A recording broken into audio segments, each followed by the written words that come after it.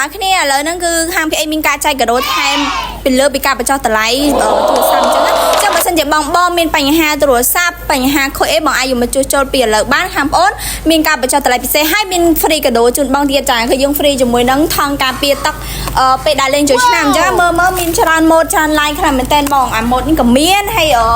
តានេះគឺខ្ជុលខ្លាំងមែនតើបងឃើញអត់នេះខ្ញុំក៏យកមួយដែរអញ្ចឹងខ្ជុលអត់ចាមិនត្រឹមតែយើងថែមជាមួយនឹងថង់ការពារទឹកទេខាងបងក៏មាន free ជាមួយនឹងខេសការពារទូរស័ព្ទដែរបងអាចមើលបានណាគឺស្អាតខ្លាំងមែនតើអញ្ចឹងបើសិនជាបងចង់បានបងអាចយកទូរស័ព្ទមកជួសជុលពេលលើនឹងបានគឺយើងថែមរហូតដល់អស់ពីស្តុកអញ្ចឹងណាបងចាបងចំពោះកាដូដែរគឺយើងចែកជូនអតិថិជនប៉ិតបងរកពេលដែលបងយកទូរស័ព្ទមកជួសជុលគឺខាងបងធ្វើការចែកជូនឲ្យបងអញ្ចឹងមកមុនបានមុនមកក្រោយអស់អត់ដឹងណាអញ្ចឹងរស់លាស់ឡើងមកយកមួយទាំងអស់គ្នា